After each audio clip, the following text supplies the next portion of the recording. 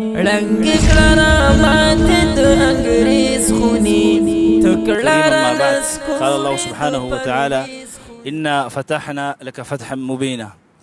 د ټولو اول خو زه خپل ټولو مسلمانانو ورونو ته مبارکباد پیش کومه چې زمونږ یو بحث وشو، الحمدلله بهترین بحث وشو د منکرین حدیثو سره. د هغې چا سره وشو چې هغه 15 کسان دي او په دې فکر باندې دي چې یاره د رسول الله صلی الله علیه وسلم احادیث حجت نه دي. د دې سره زموږ مناظره د ابتدا نه شروع شوله تر اخره پورې هغې یو آیت داسې پیش نه که چې په هغې کې دا خبره معلومه شي چې د رسول الله احادیث حجت نه دي.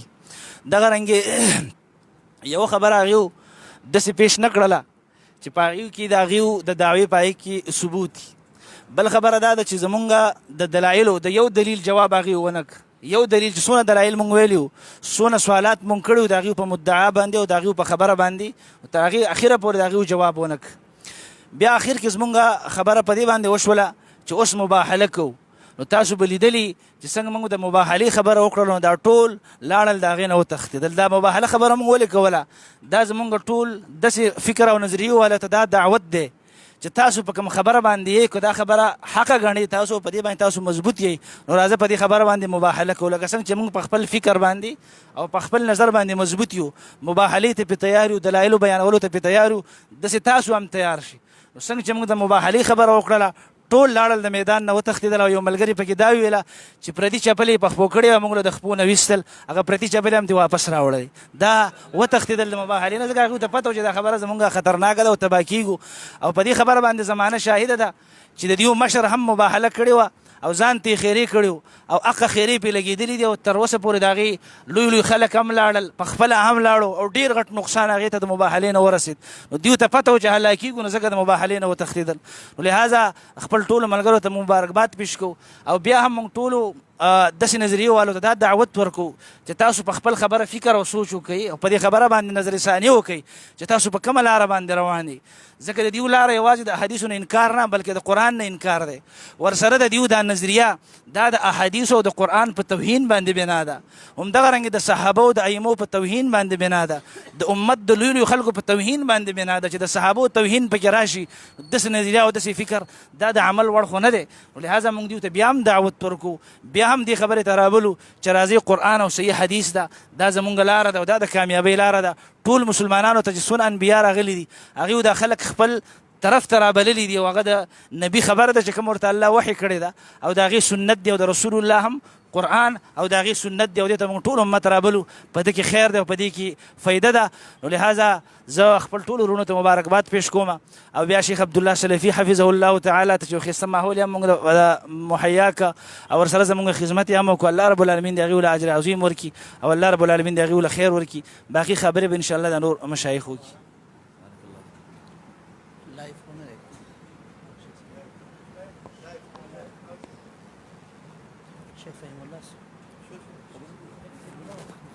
تاسو خبرې وکړه هغه تاسو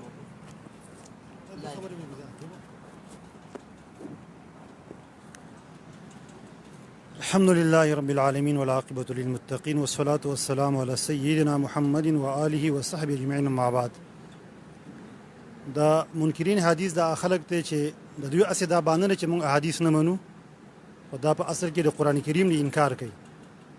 او الحمدلله تاسو ولیدله دا خبره ثابته شوه چې څوک د نبی علیه السلام احادیث نه مني نو دا قرآن کریم هم نه مني. او اصل کې خبره ټوله الحاد طرف ته روانه ده چې حدیث دې ونه منو قرآن به نه مني، چې قرآن دې ونه منو نو الله به څنګه پیژني؟ ځکه چې رب العالمین خو موږ تاسو به د قرآن کریم باندې پیژنو، د نبی علیه السلام په حدیث باندې پیژنو.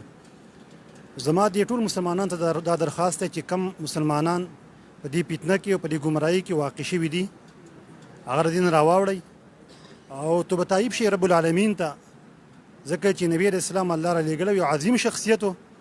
نو څرنګې د هغه خبرو ته اوس مونږ انداد من دون الله وایو، لکه څنګه چې دې صحابانو په دې باس کې دا خبره وکړه. د باس حاصل دا و چې مونږ ته دا خبره ثابته کړه لکه څرنګې چې قرآن کریم وحی ده، حدیث هم وحی ده. لکه څنګه چې قرآن کریم الله د برې نه رالیږلی نو حدیث هم د برې نه رالیږلي دي. لکه څرنګې چې قرآن کریم او د نبی علیه السلام د سینې مبارکې نه راوتلی دی نو دارنګې حدیث هم د نبی علیه السلام د سینې مبارکې نه راوتلي دي. نو چې قرآن کریم مني نو حدیث څنګه نه مني؟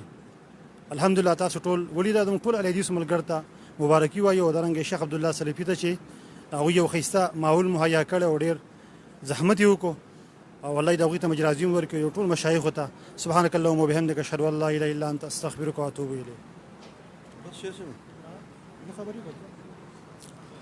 بسم الله الرحمن الرحیم رب اشرح لي صدري ويسر لي امري واحلل عقدة من لساني يفقهوا قولي.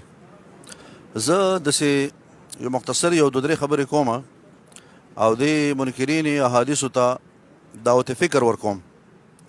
انسان ځان سره سوچ کې کله کله یو انسان د هغه ډېر عبادت کوي، شپې تهجد هم کوي، ذکر هم کوي، تلاوت هم کوي او د عبادت کې کمی راشي نو باید چې دغه انسان سوچ وکړي چې زما د عبادت ولې کم شوی دی، ما نه خو به الله خفه ني ناراضه خو به ني. دې منکرین احادیثو ته زه دعوت فکر ورکوم، د ورورولۍ او پیغام هم پرې خفه کېږو. دې سړی چې کله منکر حدیث کېږي که نه دا تاسو یاد ساتئ، یا به دا رامخوري یا به مور پلا سره وراني، الله به ترې خفه کېږي ځکه به یې دغه لارې ته راولي، یا به تخوري کوي، یا به خواهش پرستی، یا به کله کله داسې شیطان به دا وسوسه ور واچي یو سړي نه به تپوس کوي، یو عالم نه عالم به اوزګار ني، جواب به ورنه کړي یا رټلی جواب به ورکړي، دا به ضد کې راشي. ضد جهل، آرامخوري، بتخوري، خواهش پرستی، فلمونه کتل، ګانې بجانې اورېدل، د مور او پلار ازار، دا اسباب د انکار حدیث دي. که چېرته زما درونه دي د ورورولۍ دعوت وله ورکوو چې تاسو خپل ماضي باندې لږ سوچ وکړئ چې موږ نه خو به الله ناراضه نه شي دې لارې ته راو. ما کې به څه علت و؟ زما خو د مور او پلار نافرماني نه کوله، ما خو چې آرام نه کول، زه خواهش پرست نه وم، ګانې بجانې خو مې نه اورېدې، یا د علماو توهین او سپکاوی خو مې نه کولو، غوسه شوی خو نه وم، علما خو راته سپک نه دي ښکارېدلي. دعوت فکر ورکوم، په خپل ماضي دې نظرثاني وکړي او دا دومره ګرانه خبره نه ده، موږ ټول الله ته ور روان یو. یو انسان غواړي چې زه دې رای راست ته راشم، الله سره زما صلح وشي په صحیح لار دې روان شم، 2 رکعاته لمونځ د شپې وکړي، یو شپه دې وکړي، بله شپه دې وکړي، بله شپه دې وکړي، الله دې سوال وکړي، ودې جاړي، اوښکې دې توی کړي، د الله د ذات نه امید دی چې الله به یې رای راست ته راولي انشاءالله الرحمن. دغه یو دعوت فکر دې ملګرو ته موږ ورکوو. بسم الله والصلاة والسلام على رسول الله اما بعد.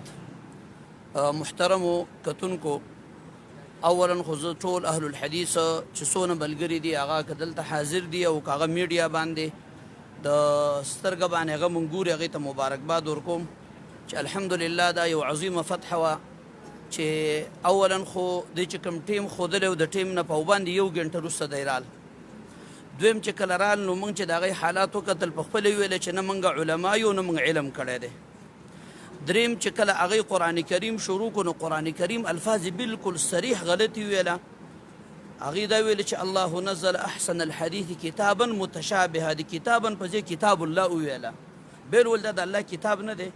نو چې سړی دې حد ته ورسېږي چې قرآن کریم دا لفظ هم نشي ویلی نو هغه به بحث به څه وکړي.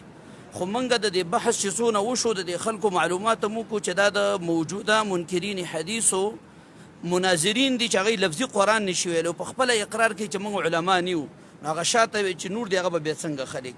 زه خپلو عوامو ته چې څونه اهل الحدیث دي یا عام مسلمانان دي هغوی ته ویم چې دا یو عظیمه فتنه ده او دا صرف د فرویزیت او د الحاد او د دهریت دغه خلک د هغوی په دې په شا ولاړ دي او مسلمانان ګمراه کوي.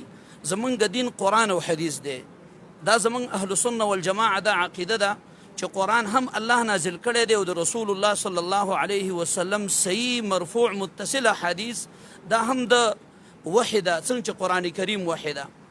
دویم زمونږ د عقیده ده که څوک د یو حدیث صحیح مرفوع متصل نه انکار وکړي دا عین د قرآن نه انکار دی. نو کوم خلک چې دغه عقیده لري لکه څنګه چې هغوی ویله چې مونځ هم نشته دی په دې مجلس کې او قرآن کریم دا یو نظام دی، نو والله اعلم موږ ته دا نتیجه واغستله د خلکو نه چې دوی نه قرآن مني او نه حدیث مني. او بحث به انشاءالله کلیپونو په شکل باندې به نشر کېږي، هغه به ټول تاسو واورئ حتی تر دې ایو پکې دونه انتها درجې ته رسېدلی و چې هغه ویل دا قرآن په ما نازل شوی دی. الله اکبر، دا خو بالکل عین کفر دی. د ختم نبوت چې کوم زمونږ عقیده او منهج دی د اهل سنه والجماعه دی خو په دې باندې کوم طرف ته به ورسېدل.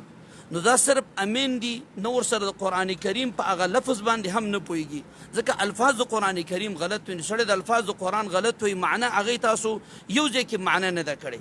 دا ټول چې وګورئ نو هغې ټول داسې الفاظ د قرآن کریم چې وویله بس یو ټکي معنا به وکړه، نور به هغه پرېښودو. زما ټولو مسلمانانو ورونو ته دغه دعوت دی، څنګه چې شیخ فهیم الله صاحب وویل چې د الله رب العالمین کلام او د محمد رسول الله صلی الله علیه وسلم احادیث مبارکه دا زموږ عقیده او میشن دی، او په دې باندې به زموږ ایمان وي، او انشاءالله په هر ډګر کې او په هر ځای کې موږ هغه دې ته تیار یو چې د قرآن او د سنت په دفاع کې. وصلی الله وسلم علی رسولنا. بسم الله الرحمن الرحیم. ما یو خبر وکړم زموږ وروڼه دي که نه، بعضې وخت اجمالي خبرې خلک بیا په هغې باندې اعتراض کوي. زه دعوت فکر هغه خلکو ته ورکوم چې ښه منکر حدیث ما چې وروڼه وویل هغه خلکو ته مې وویل چې هغه تازه د دینه متاثره شوي دي. صحیح ده؟